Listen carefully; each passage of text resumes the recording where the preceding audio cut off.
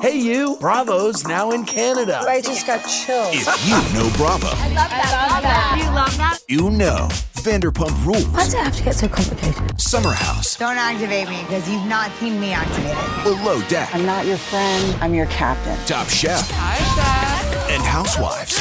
Definitely Housewives. I'm not gonna lie, I'm looking forward to this. Bravo, now available. It's insane. Subscribe now with your TV service provider. Fall in Canada has never been hotter. Frequency Podcast Network. Stories that matter, podcasts that resonate. Every economist on edge. High living costs. The real estate market is showing An erosion. Canada's economic struggles. Value of the loonie against the greenback. And rising unemployment. Canada's economy is sliding dramatically. I'm Jordan Heath Rawlings. This is Today in This Economy, where we keep you informed on what the latest economic news means for you. Navigating this economy has never been more confusing or frustrating, and we're here to help with that. This week, after multiple reports of replenishing car inventories leading to a drop in new and used car prices, we decided we needed to find out if that's actually true or not, and what you need to know about buying a car right now in this economy. So I am here with Lorraine Sommerfeld, who is a columnist at Driving.ca, and Lorraine is perhaps my favorite person to talk to about cars. Lorraine, how are you? I'm great, Jordan. Thank you. Last time I talked to you in this economy, it was like the worst time, I guess, to buy a car, and prices were through the roof. Has that changed? Well, now there's a lot more cars on the lots. We can see they're all full up again. Prices are still through the roof, though, and I don't think they're coming down anytime, ever, frankly. Why is that? As soon as you get consumers inured to something, like they get used to it, you can just keep coming at them. And we've got increasingly more technological vehicles. They cost more. They cost more to fix. They cost more to buy. And I'm sorry, but when places, I love Auto Trader, I use them all the time, but when they say, oh, the average cost has come down to $66,700, I'm like, that's almost $70,000. I don't care how you fancy it up. That's crazy. But there's more inventory, right, on the new car lots. Does that mean anything for used cars, which is probably what our listeners are looking at if the average car costs $66,000? Well, we saw the problem was, and I did this too, I bought a car in 2020, 10 minutes before everything shut down, and I leased it. And when my lease came up, I only owed $15,000 on it, but the car was worth $30,000. And so I kept it. And that's what a lot of people did. So that really seized up the used car inventory. It's starting to move through again. People are buying. About half of them will trade in a car, which, puts up the numbers of used cars available. Used car prices have come down accordingly, like a little bit. But a lot of times, depending on the car you're looking at, you should absolutely be looking at what it would cost you to get it new, because interest costs are higher on used cars than new cars, because new cars come from the manufacturer with their own, interest rates. So for a lot of people, especially lower down the scale, you might only be out a few $1,000s and go new, get a full warranty and everything else that goes with it. So consumers have to be really careful. And they also have more to choose from. But the popular stuff, you're going to get in line. If you want that, RAV4 hybrid, you're going to be waiting months for it, if not years. I'm going to digress from the economic part of this conversation for a while, because you just said something that I'm really curious about, which is, like, as a consumer, how much better is it to go new? And, like, how much cheaper would you say a used car has to be of, like, the same model before you would make that trade-off? Like, I guess, how do you weigh those two things? I think you have to look at what your budget is, and don't buy a car by the month. Be really, really cautious about that, because a lot of times you go, oh, I can afford $600 a month, but not for 8 years. Like, that's insane. So don't do that. So be careful. They can talk you into anything. They can make your monthly payment work no matter what you want to buy. So, you have to be restrained and not be emotional about it. Used cars, the ones coming now they've a little bit higher mileage on them, a little bit older. We're going to see a kind of gap in that market for a little while. Cars are built to last longer. Cars are definitely safer. Look at used cars. But if you're looking at a small one like mine, I drive a little hatchback, I'd be kind of stupid to buy it used when for a few thousand more, I could probably get it new. Higher end stuff, okay, you're going to see a way bigger gap in there and it might be worth it. But a word to everybody that's going, oh, I can get a Mercedes or a BMW, a used one for this much, they cost a lot more to maintain. Your oil change is going to cost 3 or 4 times as much. Your tires are going to cost more. So if you're going for the status, be cautious and understand that the ongoing costs will also be higher. You and I talked, I guess it was a couple months ago, early in the summer, on the big story because of the pending Chinese EV tariffs. And one of the things that we talked about were the really cheap Chinese EVs and why we can't get them in Canada. You mentioned you drive a hatchback. Like, I guess, where is the value in terms of cars you can buy on the market right now for people who are listening to this who are not lining up to drop $60,000, $70,000, $80,000 on a new RAV4, but do need to get a car? I think increasingly the manufacturers are taking away a lot of choice from them. A lot of them aren't making smaller cars anymore. They don't make as much money off them. So they're pushing these giant SUVs and bigger CUVs. Please look at what your actual needs are. If you're driving around that thing empty all the time, you don't need a car that big. And I am kind of overwhelmed by how many people are buying massive vehicles. And the tagline, of course, is you'll be safer in these vehicles. You will be, but these bigger, heavy vehicles are far more dangerous for everybody else around you. I would love to see a return to some sanity when it comes to the size of vehicles, but you can start with your own. What's the least you could do? We get 3 surfboards onto my hatchback. It's fine. So, really consider what you actually need your vehicle for. You could rent a minivan for a week to go to the cottage with Grandma and all the kids. Most of them have unlimited mileage. You can rent whatever you need.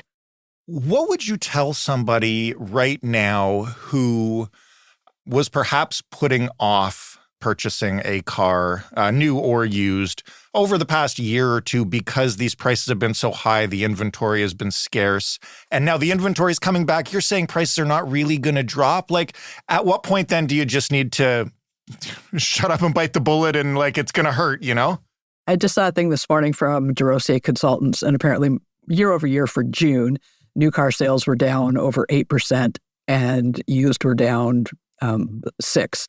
That's 1 month, is only a snapshot. It doesn't mean much. But what it says to me is that people are seeing the interest rates are coming down. So I think a lot of people are going, I can get another few months out of this vehicle.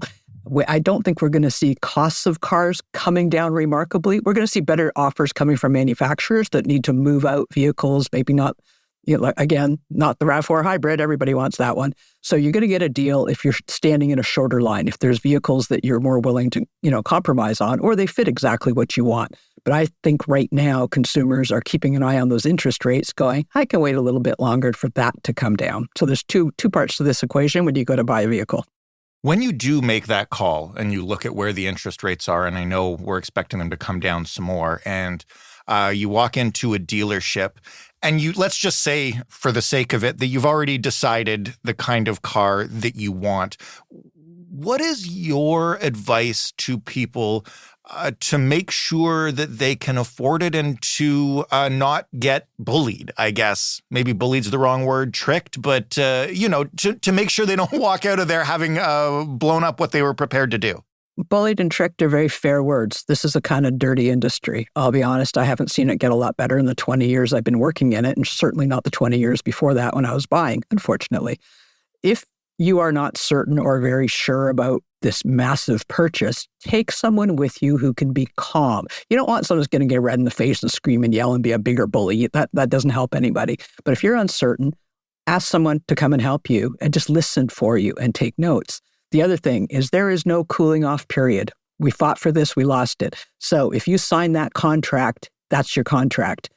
Take it home and read it before you sign it. Read the stuff on the back as well. If you're leasing the vehicle, there's going to be a cost. Even if you elect to buy that vehicle, you'll have to pay a charge as well. Make them explain it all to you. Know ahead of time if you want rust proofing, just go to Crown, people. Don't buy it from the dealer.